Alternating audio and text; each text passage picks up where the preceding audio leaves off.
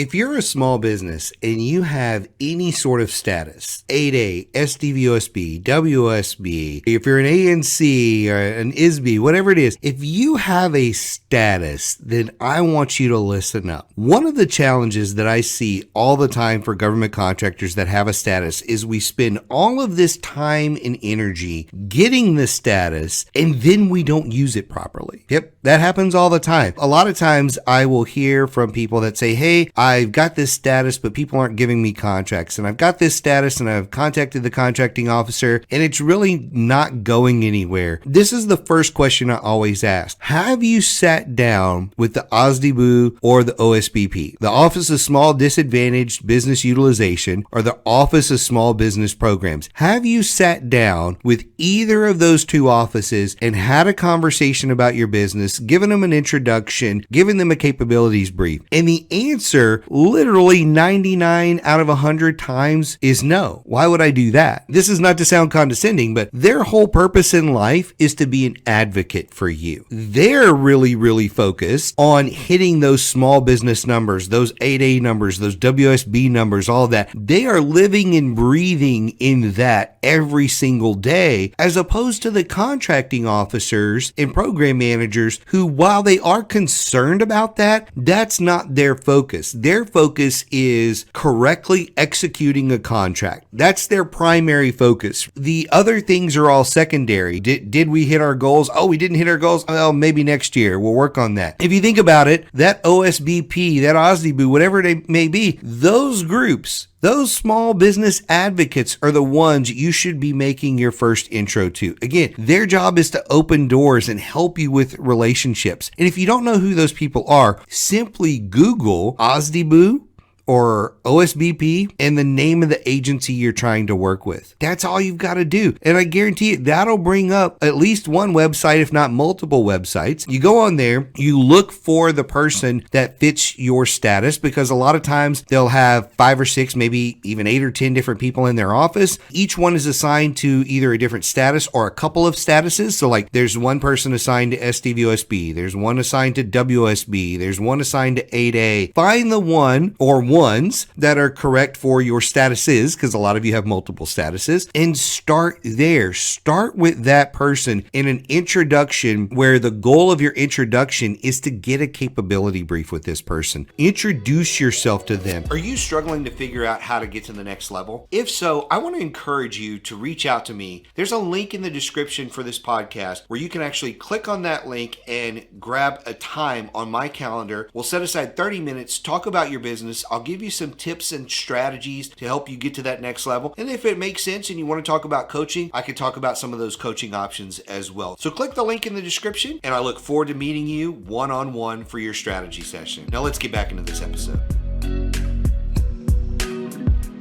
Now, once you get that introduction squared away, I want you to go and do your homework before that meeting. Don't waste their time. That is the worst thing you can do. If you show up and say, hey, I want to do business with the VA, I want to do business with HHS, I want to do business with fill in the blank, and I need you to help me figure this out. Number one, it's a really broad request. And number two, it tells them, oh, this person is just like everybody else. They haven't done any homework. They aren't prepared. It's not my job as the government to teach you how to become a government contractor. That's your job. That's on you. It's my job as the government OSBP to help make introductions for you. So how can I help you? Can you ask me a specific question? You've got to be prepared for that meeting. So go and look at SAM.gov and find out a list of the contracting officers in that agency that are buying what you sell. That's something you can do. You can go and review the agency forecast if you can find it. It doesn't have to be that you've gone through it with a fine-tooth comb and you know everything about that forecast. Go through it and see if there's anything related to you. And if there's not, that's one of your questions. Hey, I've gone through this forecast head to toe and I can't find anything related to what I do. I'm very surprised by that, given the fact that Bob Smith has been buying, $25 billion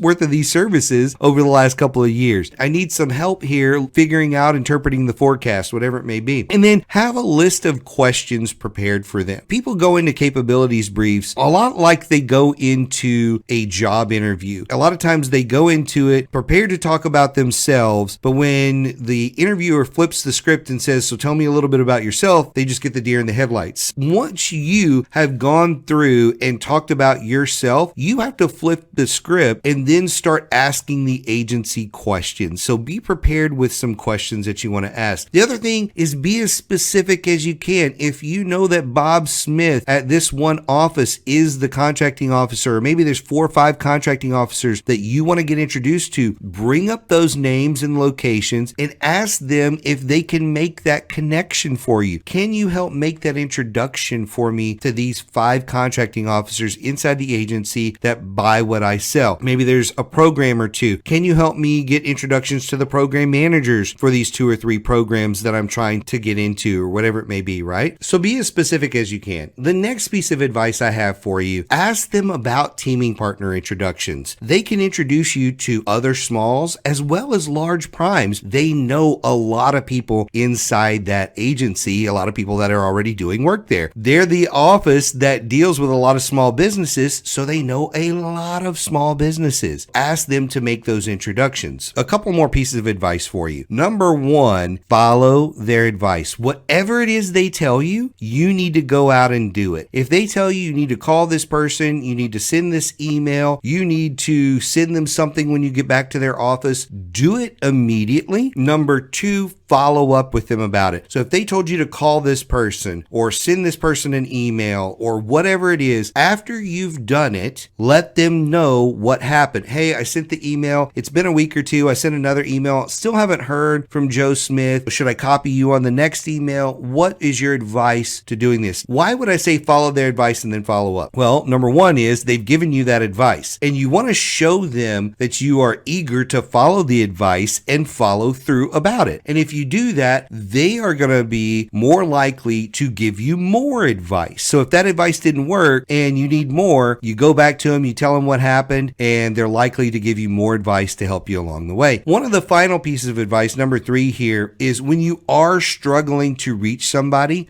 don't hesitate in any way to copy those people on your email. So you copy that small business professional on there when you're trying to reach a contracting officer. I guarantee you that is going to change the game for a lot of those emails that you send that never get a response, because when they see that you've copied those people on there, that raises a red flag to them to say, well, I don't know how they know her. Are they friends? Do they just casually know her? Do they grab her name off the internet? I don't know, but look, I'm not going to chance it. I'm going to follow up with this person. It just pushes your name to the top of that inbox a lot of times. So those are just some really, really simple tips that I wanted to give you today for using these offices that are designed to help small businesses get ahead. It's their whole purpose in life. I was at a conference recently and one of the Aussie Boos was up there. It was the director, and he said, look, small businesses need to make us do our job. They do. They just need to make us do our job. And to make us do our job, they need to be reaching out. They need to be bringing issues to us, and they need to be working with us. If you've got an issue with a contracting officer who doesn't seem to want to award to 8A for some reason, or is given like really weird answers about stuff, bring that concern to the Aussie Boo. That's a great thing to bring to them and say, hey, I've been working with this person or trying to work with this person, and I feel like I'm getting the runaround. I don't know if other people are getting the runaround. I wanted to bring this to your attention. Maybe you could take a look at it, and maybe you could fix this problem. It's a simple thing you can do to not only help yourself, but to help other people. Make these small business offices do their job to help you get ahead. My last tip for you today here, if you like this episode, I think you should go listen to episode 223. This is the one about on-demand capability briefs, because a lot of times we can't get a hold of whoever we want to get a hold of, whether it's a small business professional or a contracting officer. That episode will walk you through creating an on-demand capability brief that you can share with them on the off chance you can't get a hold to that person that you need to.